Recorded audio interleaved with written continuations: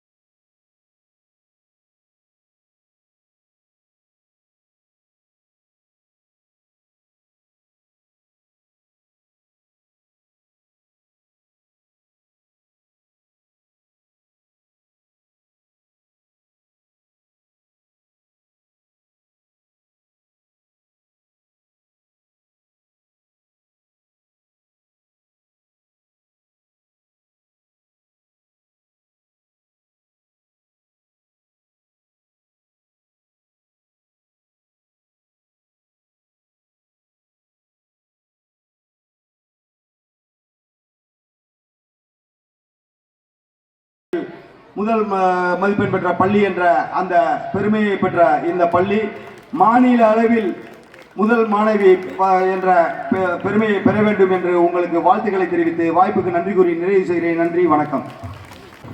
சட்டமன்ற உறுப்பினர் அவர்கள் அறிவித்த அந்த 5 பவுன் செயினை பெறுவதற்கு மாணவியை இங்கே நான் வந்து அட்வான்ஸாக என்னுடைய வாழ்த்துக்களை தெரிவித்துக் கொள்கிறேன். நன்றி, வணக்கம். குறிப்பாக உலகத்திலேயே போற்றப்பட வேண்டியவர்கள் பெண்கள் தான். பெண் குழந்தைகள் நாளைய எதிர்கால ஒரு தாய்மை உடையவர்களாக வரக்கூடியவர்கள்.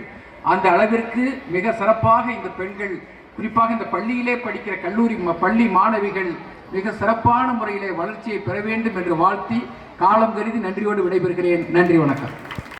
திராவிட நாயகன் தமிழ்நாடு முதலமைச்சர், இந்த மண்ணின் மைந்தர் நமது முதலமைச்சர் முத்துவேல் கருணாநிதி ஸ்டாலின் அவர்களின் ஆட்சியில் நிச்சயமாக கூறுகிறேன், இந்த பள்ளியில் நீங்கள் நல்லபடியாக படித்து வெளியில் வந்து பெரியாளாகி நம்ம எம்பி பேசும்போது சொன்னாரு, பாராளுமன்ற உறுப்பினர், நீங்களாம் தாய் உள்ளமோட என்ன சொன்னீங்கன்னா என்ன சொன்னீங்க?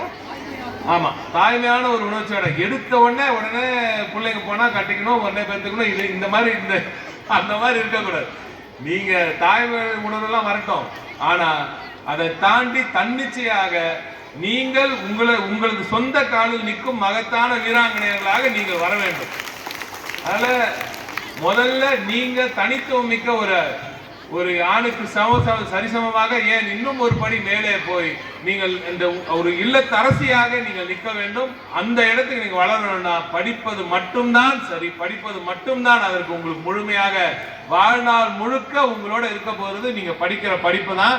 அதைத்தான் நமது மாண்புமிகு முதலமைச்சர் அவர்கள் தொடர்ந்து சொல்லி வருகிறார். படி படி படி, நான் பார்த்துக்கிற மீது எல்லாத்தையும் சொல்லியிருக்கிறாரு. அடுத்து என்ன சொல்லியிருக்காரு? வேலை வாய்ப்பு வழங்க வேண்டியதுதான் எங்களது கடமை, நீங்கள் நிச்சயமாக படியுங்கள். நான் இன்னொரு விஷயமும் சொல்றேன், ஏற்கனவே நம்ம பள்ளிக்கு இந்த பள்ளி இவ்வளவு சிறப்பான ஒரு பள்ளியாக இருக்கிறதுனால் நமது ஆசிரியர், தலைமை ஆசிரியருக்கு ஒரு கோரிக்கை, ஏற்கனவே இந்த பள்ளியில படித்த ஒரு 5-6 பேரை நீங்க தேர்ந்தெடுத்து கொடுங்க. 5 நபர்களை தேர்ந்தெடுத்து இன்னும் வேலை கிடைக்காம இருப்பதில் நீங்க தேர்ந்தெடுத்து கொடுங்க. அவர்களுக்கு வேலை வாய்ப்பை உறுதி செய்ய அந்த பணியை நான் நிச்சயமாக செய்ய வேண்டும் என்ற அந்த உறுதிமொழியை இங்கு அளித்து, இப்படிப்பட்ட ஒரு பள்ளியில் வந்து எனக்கு பேச வாய்ப்பு தந்த எனது மாவட்ட கழக செயலாளர்களுக்கு எனது நன்றியை தெரிவித்துக் கொள்கிறேன். இந்த பள்ளியை நான் சொன்னது போல யாரும் வெளியிலேருந்து வந்து உங்களுக்கு இனிமேல் என்னைக்குமே உங்களுக்கு எல்லாம் அறிவுரைகள் எல்லாம் வழங்க தேவையில்லை. அப்படிப்பட்ட அற்புதமான ஆசிரியர்களை பெற்றிருக்கிறீர்கள். அவர்கள் தான் கடவுள்கள். ஆசிரியர்கள் சொல்வதை அப்படியே செய்யுங்கள். பிள்ளைகள் பண்ண அந்த ஸ்கிட் எல்லாம் பார்த்த ரொம்ப அழகா இருந்துச்சு. நம்ம உங்க பேர் என்ன?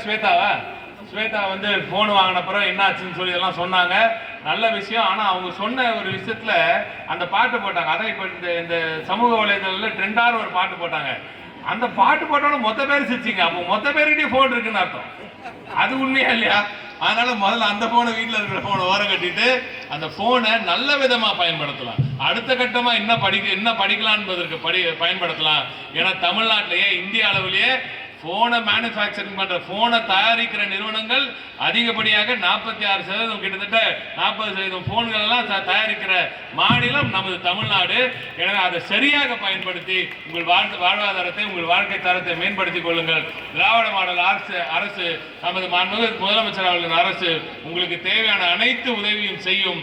நீங்கள் அடுத்ததாக புதுமை பெண் திட்டம் மூலமாகவும் நீங்கள் பயன்பெற வேண்டும். கல்லூரிக்கு செல்ல வேண்டும். மிகப்பெரிய படிப்பை படிக்க வேண்டும்.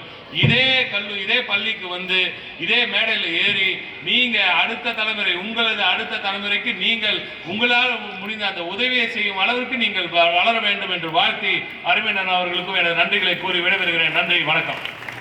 முதல் மதிப்பெண் பெற்ற மாணவிக்கு பரிசுகள் வழங்கி சிறப்பிக்கப்படுகிறது. நாற்பர்கள் முதல் பெற்ற மாணவிக்கு பரிசுகள் வழங்கி சிறப்பிக்கிறார்கள். எஸ் கனிமொழி நாடாளுமன்ற உறுப்பினர் ஐயா அவர்கள், திருவாரூர் சட்டமன்ற உறுப்பினர்